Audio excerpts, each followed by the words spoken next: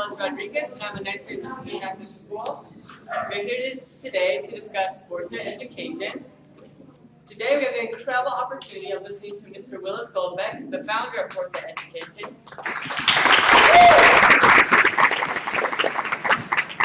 Mr. Wayne Hammond, teacher at the school who has used Foresight education in his curriculum.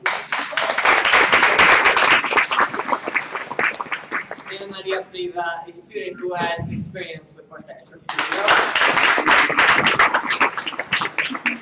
So developed by great minds and thinkers in future studies, Foresight education is a new curriculum that equips students with the necessary skills to be able to develop goals and possible solutions for long-term problems and conflicts.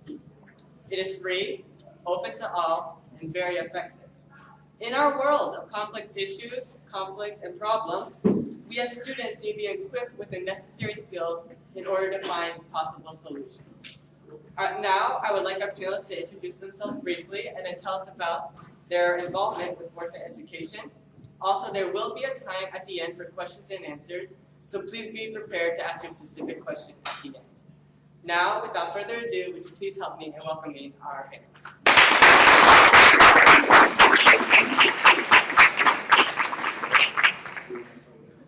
Yes.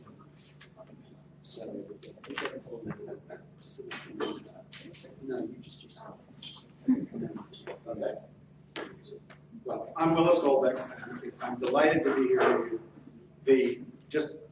I know some people are in and out of this session, and so I want to make sure you understand there is a session tomorrow morning under the rubric of skills workshop. I'm not quite sure what distinguishes this workshop from a skills workshop because we're not going to do non-skills here. But in any case, there'll be more details for those of you who would like it tomorrow during that session. And yes, it is hot in here. So I'm going to take my jacket off. And no, you don't have to be embarrassed about that. That's the truth. I'm going to take my jacket off, and anybody else that wants to adjust accordingly is certainly welcome to do so. A quick question to you. Who do you want to be in control of your future? Don't be shy. Say something. Be ourselves. Safe statement that in general it would be you. Right? You want to have some leverage over your future. Yes. Some power. Because that's what we're talking about is power. You don't control your future by dreaming about it. You control your future by learning things and doing something about it. To get there, to have that be possible, you can be advantaged by developing a set of skills, just as in any other field. This is not a mystery. This is not some strange element of science fiction. Quite the reverse. Science fiction is one way to approach looking at futures. Not the only way, obviously. And one generation's science fiction is the next generation's reality to a very substantial degree. You will all be in a position to strongly influence each other's future. And I will spare you the pain of asking you which one of you want which other of you to control your future. Because that could damage some friendships at the moment. The point is, it's going to be a collective activity. You have to develop a collective knowledge and skill set to be able to have the influence you'd like to have on your future. And there is an element of dreaming and thinking about it in Foresight education. In general, we start by asking you, the students of any age, to express an aspiration, something, apparently that was a dangerous statement, something that you could really, really, really reach for. Aspiration is not something you have to accomplish, certainly not in the next few years. It is a stretch. And so when you look at the incredible array of topics that students have worked with in Mr. Hammond's class, the future of and practically anything you can think of is covered in their explorations. One of the first questions to think about is, what would you like that future to be? So when we listen to you, one of my questions to you would be, what is it that you would aspire to in the future of 3D printing in medicine? Not just what do you know factually, maybe, but what would make it a total wow? Because that's part of generating the energy, the effort to make a difference down the road. If you know you're working toward your aspiration, your work is more serious along the way. Doesn't matter if you get there.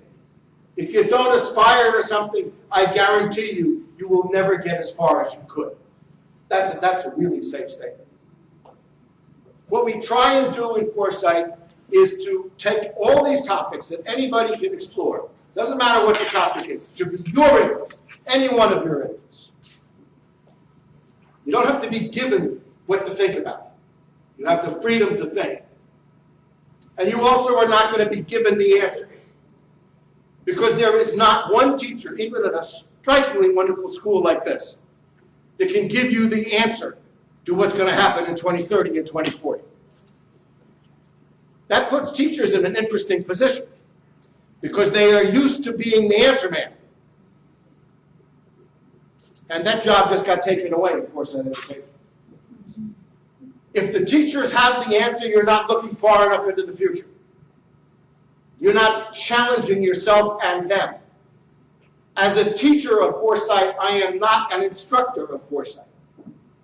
I am at best a guide to your discovery. It's on you, not on me. I can help provide the skills. I can help provide some pathways.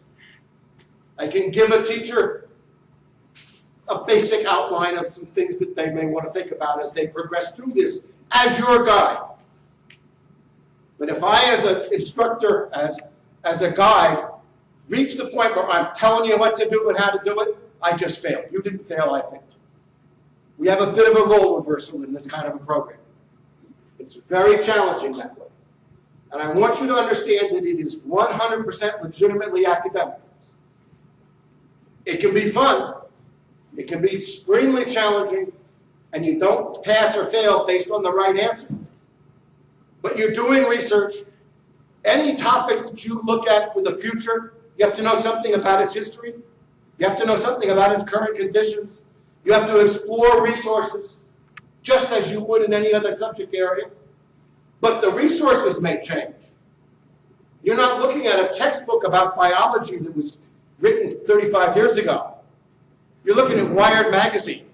You're looking at the MIT Tech Journal. You're looking at Nano website about nanotechnology. You're exploring the contradictions and chaos that will inevitably be part of that future you're going to be exploring, regardless of the topic. There are no free passes, because whatever topic you take, when you start to look at 2020, you're into the near future. Near future. We know a lot. You start to look at 2030, you start to get confused. Because not only is there contradictory information, there's also the absence of information. Lack of clarity of data or statistics or supporting, your research suddenly starts to be walking around on sand instead of on concrete. And now you go out to 2040, and that's a major oops. You really don't know what's out there.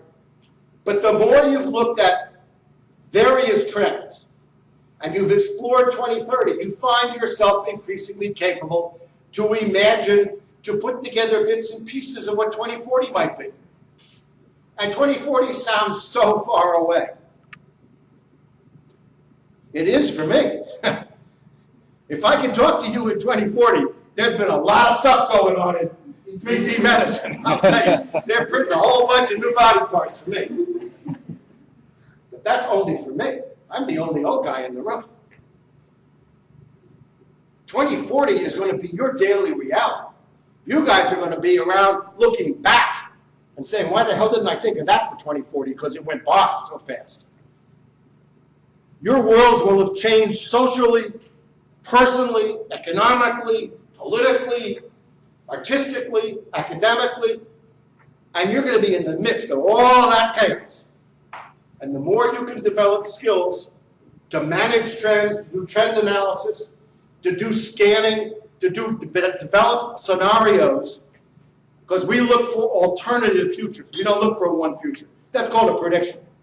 Any one of us can sit here and predict anything we want. We can't be wrong. What the hell? Let's be done with that class next. Not good enough. A good Foresight or Futures class looks at alternatives. And there are any number of approaches to scenarios. We tend to use 3. Partially because this gets to be manageable. But you're looking at an extension of the world as you know it. The expected future, perhaps, what we could call it. You're looking at a decline. What happens if things start to go south quick? Or progressively, slowly quick. What happens, and that doesn't mean it's the end of the world. Decline is not the world blew up in a nuclear catastrophe, because that would kind of be the end of the exercise. Decline is just what the word means, downward versus upward. And the third is transformational, or the preferred, a positive future. And remember, this is on the same topic, covering the same 3 time frames, 3 scenarios, looking at 6 major trends. 6 major trends. The trends will not have equal weight in all the subject matters you choose. But they're all there, one way or another. So that's the sort of the flash course of what goes on. We always end our programs, no matter where we do them in the world, with some kind of a presentation.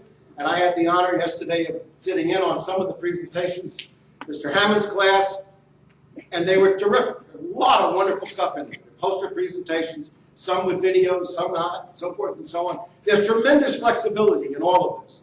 Lots of different ways to approach it. This is one model, and if I had to guess, because I've come to know how serious he is, this is an evolving model. This, I think you'll see it'll change too. This is more flexibility than most teachers cope with on a regular basis. That too is something to manage. There's not 12 pages in the curriculum guide that says it's the 3rd Thursday and this is what you do. Doesn't have to work that way. That's to your benefit, I assure you. There's almost nothing that can't be touched on in looking into the future, into your futures, your exploration.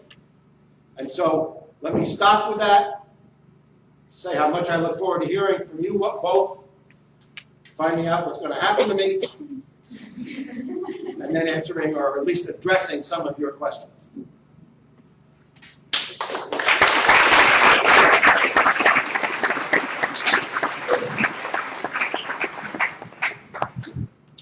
Okay, so that's the inspirational part of the situation. And I'll talk more about the nuts and bolts briefly of getting it done, and some of the reasons why I brought it in to the classroom. First, I was the SEE teacher here. That's the senior extended essay for a long time. And that's a 12th grade research paper. In 10th grade, we have a nicely developed research paper. I moved from the 12th grade SEE to 11th grade. And so I was looking for a bridge kind of research paper. That was one aspect. Second aspect was, and at this point I'm talking to kind of teachers as well as students, but mostly the teachers, to give them a framework about some of what Mr. Goldbeck said in trying to kind of put it into the classroom. The second thing I was kind of noticing in class, and this is interesting for those of us who are older, for high school kids, 3, 4, 5 years is, well, maybe it's a really long time. But for us, it's very fast. And what I noticed in class is as we had this kind of evolution of smartphones in particular, there was a lot of focus on kids being really well connected, but mostly connected to their specific interests. There was, even though they were more connected, they seemed less aware. They were very aware of what they were interested in, but it didn't seem like they were aware of a whole host of things that were going on. So that was the kind of the second thing that was going on in my mind. So I was trying to connect how I could get a research paper that also would pull the kids out of thinking about like just the now. And in the middle of that process, I got an email from my principal saying there's this conference in Washington, D.C. about this Foresight education, and they're looking at the futures. And I went to the conference, and it all kind of came together. There was a third factor that I don't know if all of you were dealing with as teachers, or if you students have heard of it, but it's the Common Core standards. And I'm an English teacher, and one of the things that was kind of amped up for English teachers was we had to bring more nonfiction reading into our curriculum. We were all like doing the literature thing. And so we had to bring in more nonfiction. So that also really nicely kind of came together, those three things. Trying to do the skills of a research paper, trying to get the kids out of their own world, which is totally understandable. If I had that world when I was your age, I'd be in it too. And then third, trying to take care of the nonfiction aspect. How could I get them to read things without me assigning it? And that's, I think, what Mr. Goldbeck was talking about, how important it is that the kids, choose the topics. So, in a nutshell, to do the project, when I came back, it all came together from the conference. And as Mr. Goldbeck said, though, it's an evolving process. Like I told the kids that I didn't really care how good the papers were. A lot of them are here. It wasn't so important that the papers were so great. What was important was that they went through the process, because I thought it was kind of difficult for them to do this future thing and organize it under the three futures he was talking about: the most likely, the declining, the transformational. This was a new thing for them. But I think with choosing their own topic to what they were interested in, having them read broadly about that in the beginning, having them focus down to what they were going to work on, this was all really positive for them. Second, there was like a component where they had to connect with the community, which is really a big GIN thing, obviously, where they had to go out and do interviews with people who were experts in whatever they were working with. So that in and of itself was a really positive aspect of the project. If that was the only part of it, was really good. And then third, the exhibition, where again, and this is where I'll move off, they come up and then they run the show. I gave them some parameters as to like, please have some sort of something that people could focus on, and please try and tie in some sort of technology when they were presenting their findings. This is after they had done a research paper for like 5 weeks, so they had a lot of content. But then I just, let them do their thing in the library, and I think that was, again, probably for them even more transformational, because doing a research paper, yeah, that's one thing. But then stepping in front of your peers and then talking about what you've learned, I think it, makes them feel good. And as Mr. Goldbeck was also talking about, makes you feel, I hope, more in control of your future, or at least more understanding of some of the challenges that you face. So without further ado, I just would then turn it over to Maria to talk about like kind of the third aspect of it, like the pros and cons of actually dealing with it, what was good about it and what wasn't. This is Maria Prida. She's one of our star students in 11th grade.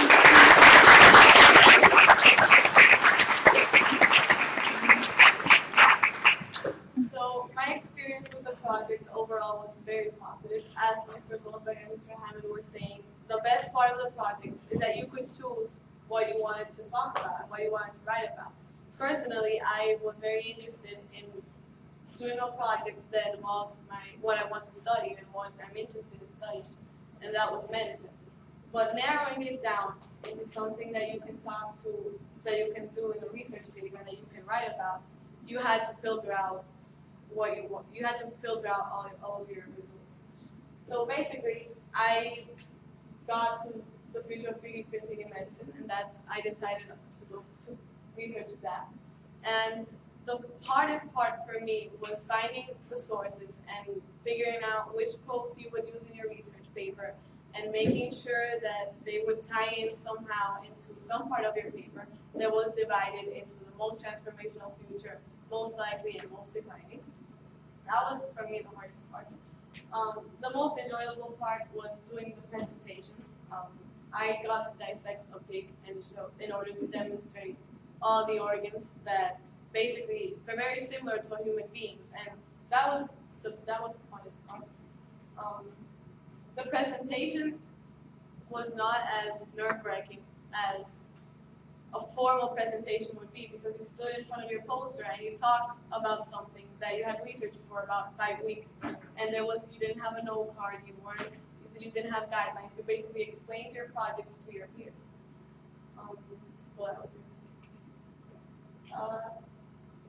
One of the aspects that I was most nervous about was conducting an interview.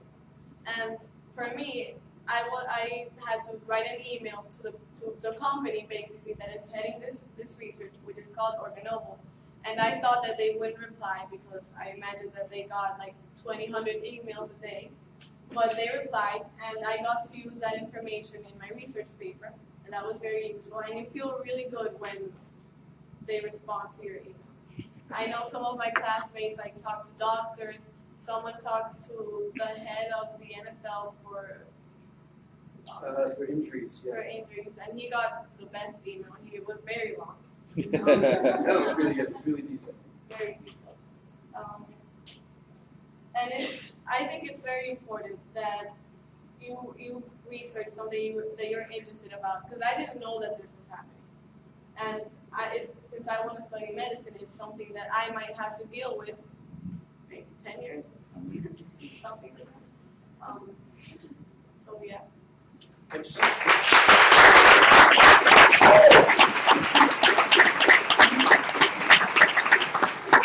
And then it was just one last point before we go in the Q&A, which is really interesting, is if you guys go to like the fourth slide, there's a couple of links, and there's one for BBC. Keep going, keep going. And if I don't know if we can open this up. This is really interesting considering that she was talking about the future of 3D printing in her article. In her paper. And this was, if you see, this is March 12th. This is 2 days ago. This pioneering 3D printing reshapes patient's face in Wales. This guy was in a motorcycle accident. He had tremendous injuries to his head, and his face was put out of natural symmetry because of all the damage to the structure of his skull. And what they were able to do was make a model of his face, a computer model of it, reorganize it into its proper symmetry, make a printing of that in 3 dimensions for both a mask and for the parts, and then they were able to rebuild his face to the specificity of an engineer, not using the hand of the surgeon. And when the results were, astronomical, and they were able to move his eyes back into natural symmetry. So the work that she's done, happening now, I just thought it was an interesting connection.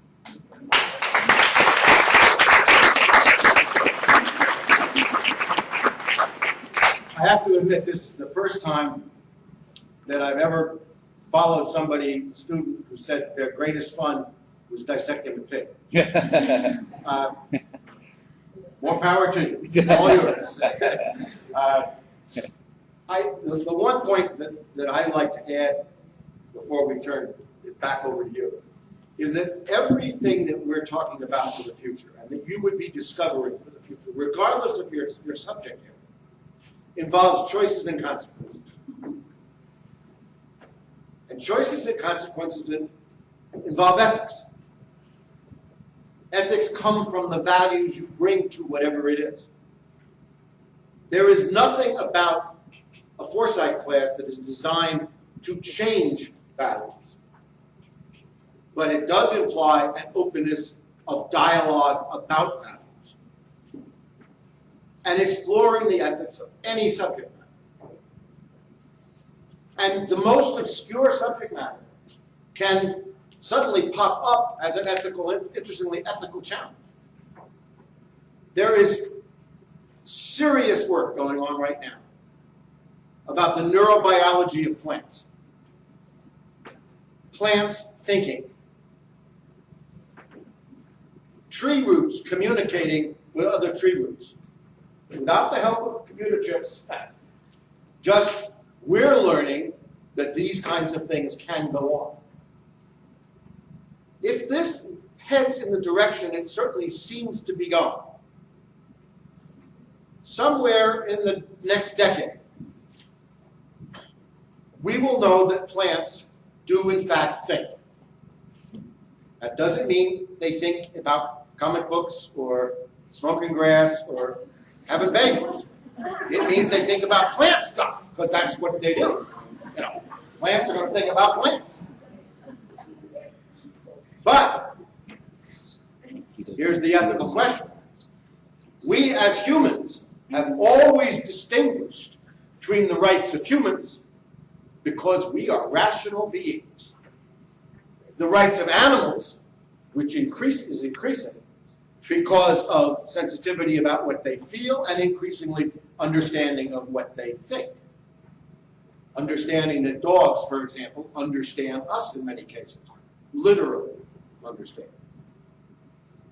So animals have rights. People have rights. We even have an international conference on the rights of robots. Because we, the humans, are teaching robots to think and feel. Once they think and feel, we turn around and say, well, they must have some rights. Has anybody thought about the rights of plants? Hell no. We don't do that. Will we? Don't say no too quickly. At which point, what does it mean to be vegan? I don't know, just a question. Just a question. So, that's part of the fun. You come across totally amazing stuff all the time. And then you got to play with it. And then you got to start to think about how it might fit in your world or your kids' world. That's really fun to do. And you can learn a lot of the same.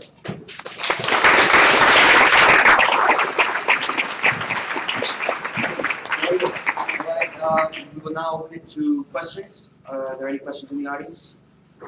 You can have a concern, you can have a comment. You don't have to ask a great, erudite, intellectual question. Toss it out there and see what happens. Or not. All right, I'm going to see if we can get this rolling. What do you guys see as being the future of education in the United States, the Dominican Republic, and around the world? Do you want to say something first?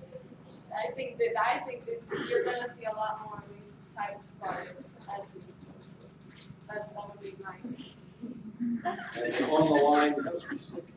on the line teacher, what would you say? It's hard to say, but I would certainly think that regardless of developments of technology, you'll still always need a human component to education, and some sort of molding of those two, as you're already seeing, will probably be the result, and it would be necessary. But without the human component, I believe it would be, a declining future. Now, I would say just a couple of quick things. One, I totally endorse the human component thing, and I spent a lot of time around different countries around the world looking at this sort of issue, and I never hear anybody say, get rid of the educator. Get rid of the teacher in some instances as that human component of a textbook, absolutely, but not as a human connected to you. I think there inevitably will be a lot more technology that is of greatly increasing quality. There tends to be a quick uptake of technology that was not created for education purposes, just because it's there. Everybody's got to have an iPad tomorrow morning with no idea between the teacher, the librarian, and the student, let alone the parent, what the hell they're going to do with the iPad other than watch something they weren't supposed to watch the day before. It's nice that the school provides you with an instrument for watching what you weren't supposed to watch, but doesn't necessarily enhance the total educational goal that was being espoused. On the other hand, I think there will be no such thing as a day off from school. Because we're going to change the paradigm from a day off from school to a day on for learning. Learning need not stop because of a snowstorm or a hurricane or the next disruptive man-made interruption. And that may disappoint those of you that love the days off.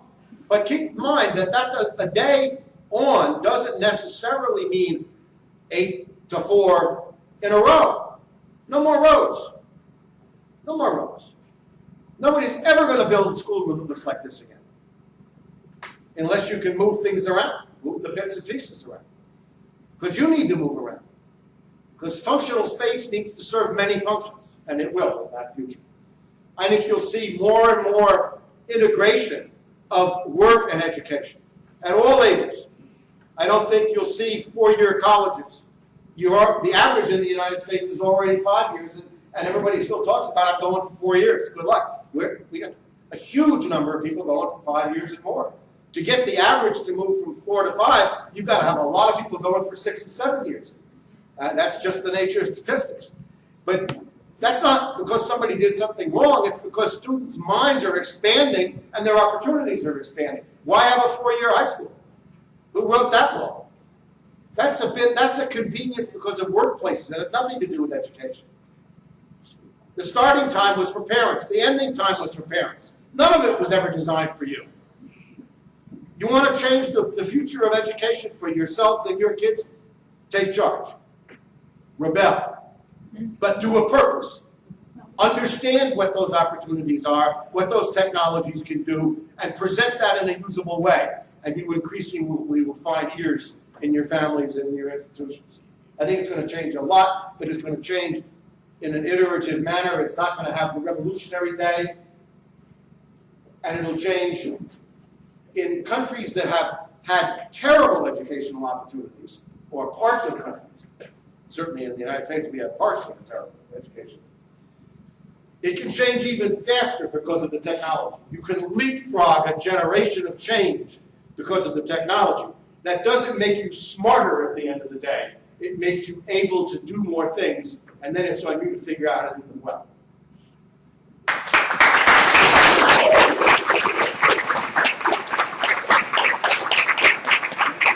Do you have any questions?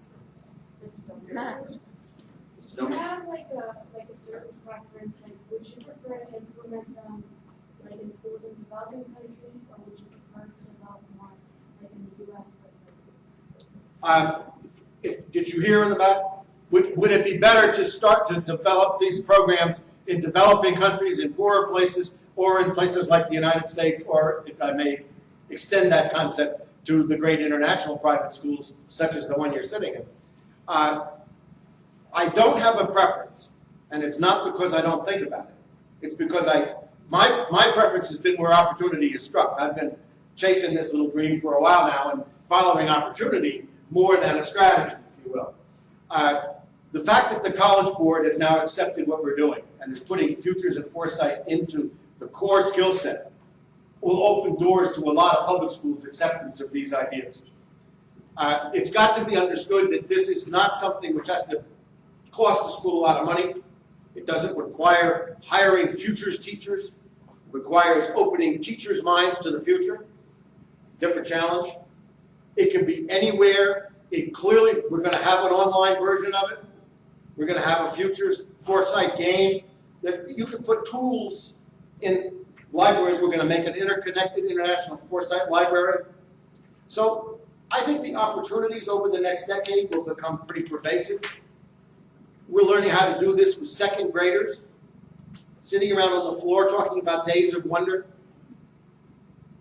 They don't have to write a research paper in the second grade. They have to begin the process of thinking this way so that when they are out of the second grade and into the high school, these ideas will not be new and wild. They'll be what you'll demand. So I think it's broad. I don't think it has a priority in that sense. Great question.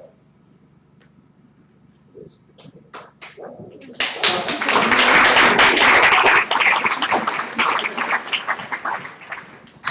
I'd like to piggyback on what you just said. I think that having heard about Foresight Education previously to being here, and it's really important that you talk a little bit more about the second grade and the seventh grade and the social science teacher, and that it's not necessarily when you're thinking about foresight or you're thinking about the future that you're necessarily thinking about technology.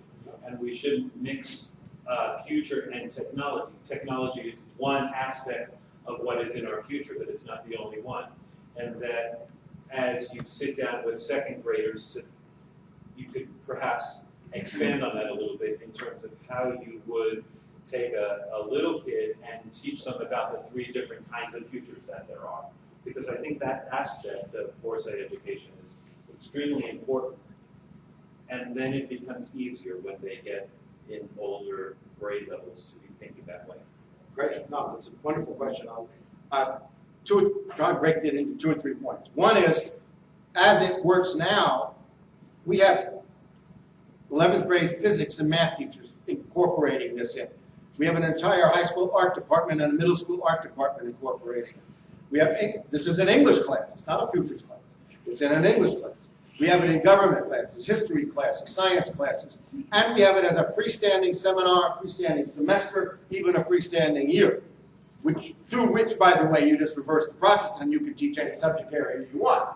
You could put it into the GIN program and say that as children around the world pick their topics for the GIN presentations and year of work on a subject, there is a Foresight component so that when you finish the GIN project, it isn't finished today. You have an entire understanding of how you can migrate your work on into the future where it'll actually have to take place, because it doesn't stop at the end of the meeting.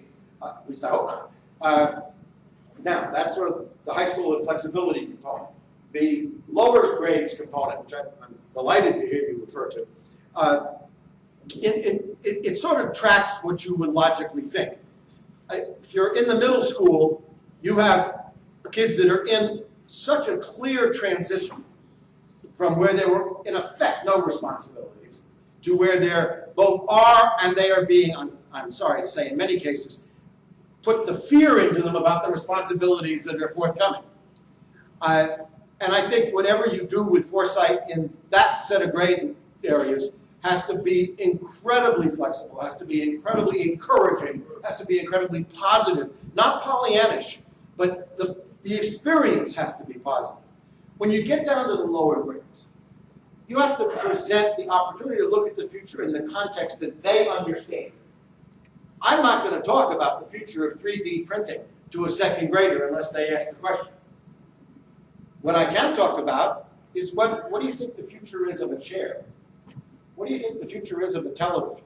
What do you think the future is of a car? Now, if I'm teaching that class, it's the second graders in Manhattan, New York, asking about a car is ridiculous because they all take the bus and the subway, or they walk. If I'm in California, if I'm in San Diego, if I use the word subway, they think I was crazy. They would ask what the hell it is. So you've got to be contextually reasonable and ask kids about things that make sense, right? What's on the wall? Why is there a wall there? Ooh. What do they read? Well, how would they change what they would read? What was a book they just looked at in their little class?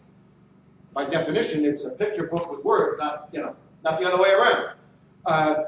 Or on a screen, because the second graders are all using their thumbs now and other instruments of change. Some of them are much brighter than I am about infotech. What are they going to do? Bring in somebody who 10 years ago was in the second grade, and they will talk to each other about the fact that these second graders are smarter than they were when they were in the second grade. And the kids just, huh? Because they don't associate what they're doing with being smart. And you want them to realize how smart it really is, how exciting it can be. And you don't have to go into the negatives. Those things become self-evident in a remarkably short period of time, so it's sad to say. Get out and walk around.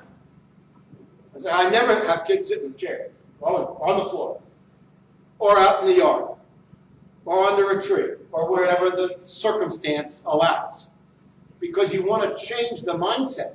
And you will always find in a group of a dozen or whatever second graders, just like pick out any dozen of you, and there's going to be one or two people who are more talkative, and writing. Let them go. Let them lead the process. I do not have the answer for second graders any more than I do for college juniors. And they need to get comfortable, and they do, very quickly. Let them draw. Let them draw a future. We did a project in San Diego, and we had a group of first graders who made CDs of the future of a classroom. Beat me, I couldn't have figured out how to do it. And they made pictures and put them on CDs of the way they'd drawn the future of the classroom, what they thought computers were going to be like. It doesn't matter that some of those things were ridiculous to me, to my eyes. It wasn't my eyes that created it. And it's going to be their eyes that are going to modify those visions over time. So that's some of it. I hope that's a little bit of that. Yeah. In hearing Will speak to this, it reminds me, I have heard you use the word mindset over and over, How many of you are familiar, there's a concept in education called growth mindset versus a rigid mindset, developed by a Stanford psychologist by the last name of Dweck, D-W-E-C-K. You may want to Google that, because it's a concept that ties in beautifully with this kind of education. Great reference, yeah. Were you going to have a question on it? I saw your hand sort of halfway up. You answered it in your response to the previous question. Okay, thanks. I didn't want to miss you, please. Could you expound a little bit on how you would go forth and assess this type of Foresight education?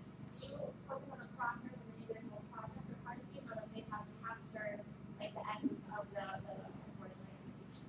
For those who didn't hear, the question was about how do you academically assess this.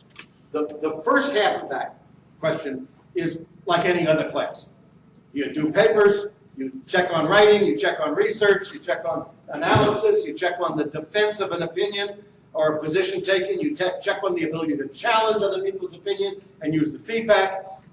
Ad nauseam. You can actually have regular tests if you want, quizzes, all of that. In that sense, this isn't any different. And you could use regular grades or not. You could probably guess where my bias might be on some of that. But my bias isn't what counts. The point is I've seen teachers doing it all the different ways.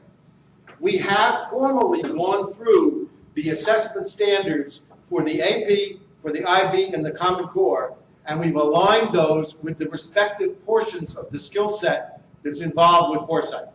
And I have that on a page, and I'm happy to give that to anybody. Mr. Hammond has that now. We're sending it to all the schools that are involved. Delighted to give it to you at any point if that would be useful. But it is possible to do that, to have that on one page and sort of the top 30 things that you would want to potentially assess. And it seems to play out pretty well. So it's a very important question. Let's give them one last round of applause, please.